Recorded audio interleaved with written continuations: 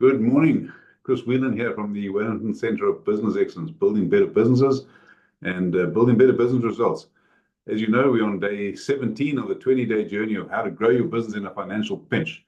And today I'm going to talk to you about the absolute essentials of building a business and adopting a lean, what I call a lean business model. Now, there's lots and lots of ways that people tell you to do lean. I'm not going to try and be scientific about it. I'm going to tell you what works.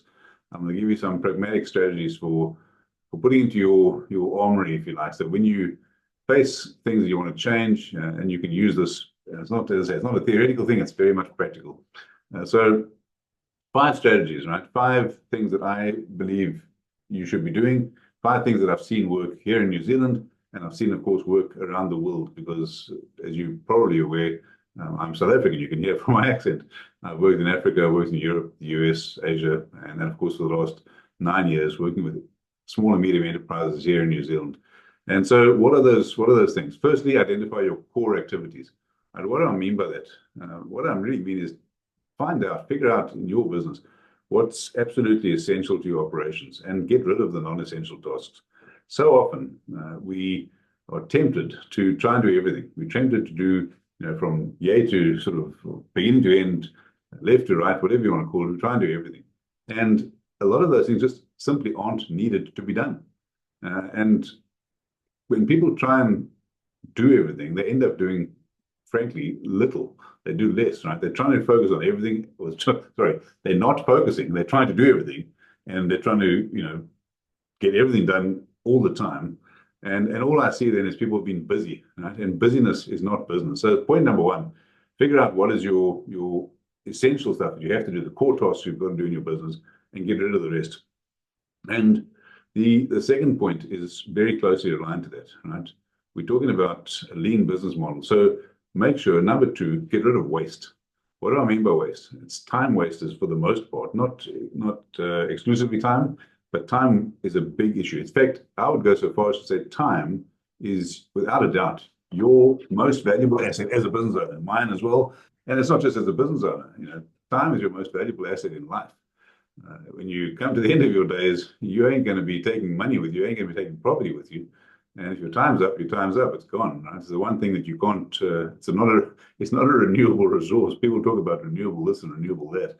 Time isn't one of those. If it's spent, yesterday is not coming back to you, and tomorrow is not promised to you. So make sure that you get rid of waste. How would you do that? Right? Let's just spend a little bit of time talking about that. And you can talk about reducing overproduction. You can talk about eliminating, reduce, reuse, recycle, all those good things, and they're all good things.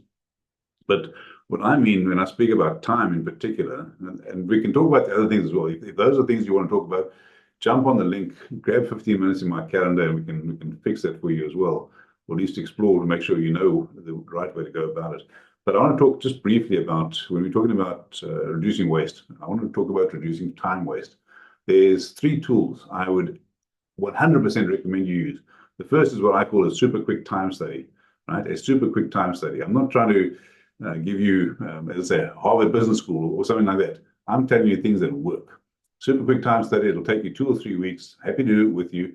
And certainly I do this with my clients when it can be painful, right? Because someone says to you, well, hey, what did you do today? And you write down, well, I played a bit of chess. I went for a walk. I took the dog out. I sat on the phone. I was chatting with a mate of mine. Oh, really? That's interesting. So how much time did you spend building your business? Well, no, well, I had to do that later on. Right? What's interesting is that when one does the super quick time study, you actually realize, wow, I had 8 hours in the day. I ended up working 12, and actually only worked 3. Spent 12 hours at my desk, or whatever the case is. So, firstly, tool number 1, super quick time study. Coming straight out of that, if you were working with me, I'd sit you down and we do what I call a skills fund matrix. Super quick time study, skills fund matrix. Skills fund matrix is very simple. Figure out what you're good at, right? The skill part, what you enjoy, what you have fun at, right? And the rest we'll move aside. Once you've done the skills fund metric, you plot it on a 2x2, right? Once you've done the things you're good at and the things you really enjoy, that's where you want to be operating, because that's your power, your hidden power, if you like. We can put dollar values to all of the other things that you do, in fact, to all of the things you do. And the things that you don't enjoy, you're not good at, and are costing you money, outsource them. Get someone else to do it. Right? Your job as a business owner is to do business owner work, not to do admin, not to spend hours and hours and hours entering data, right? Not to be answering, not that you shouldn't answer the phone, but not to be answering the phone for mundane things.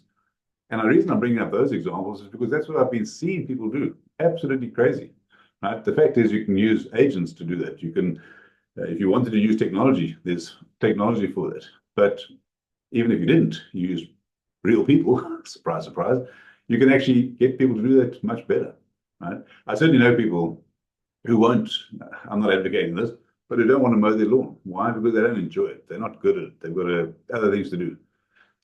What they've recognized, now whether you agree with that or not is not the point.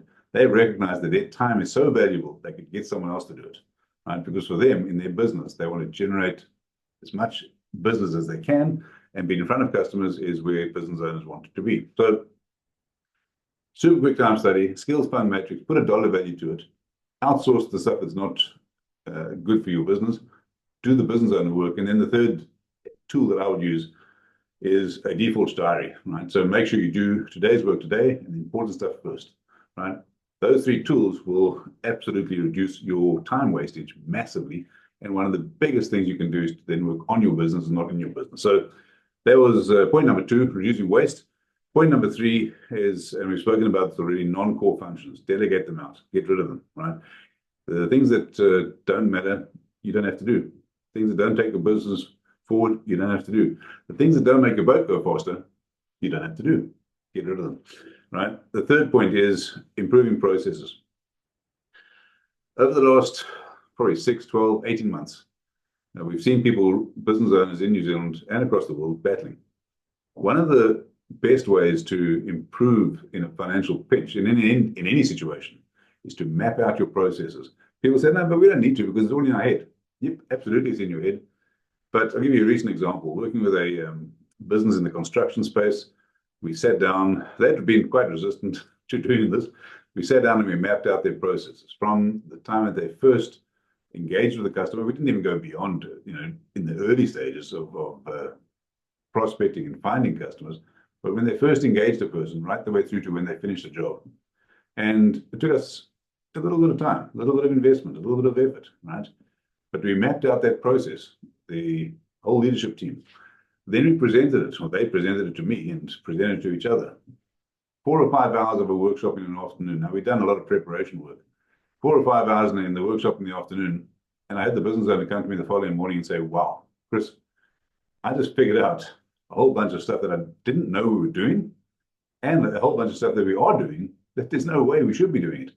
That process of mapping it out, getting out of their heads, getting onto paper, in this case on a whiteboard and on the wall, has saved them massively. We're talking 25, 30% of efficiency. And interestingly, much better customer retention as well, because the customers are now getting a consistent process. They're not getting overburdened with rubbish, and they're not getting ignored. One of the things this particular business was doing was not actually engaging with their customers. They didn't have a regular cadence of, oh, hang on, once we actually got the job, how do we know we're doing it well? They would do this, they'd start the job, hi, nice to see you. They'd finish the job and they'd disappear. So by mapping out that process, they've got more money, more efficiency, more time, more of everything basically, and they've got rid of a whole bunch of redundancy. So happy to have that conversation with you, but you've got to be looking all the time, innovating and improving your processes. And there's a clue in what I've just said about innovating. When you get that leadership team together that I've just described, they look at, well, haven't done that, haven't done that, haven't done that. What about this? Couldn't we make that go faster? Put metrics in place so they knew what was being done, who was doing it, when they were going to do it, and how they were going to measure success and outcomes.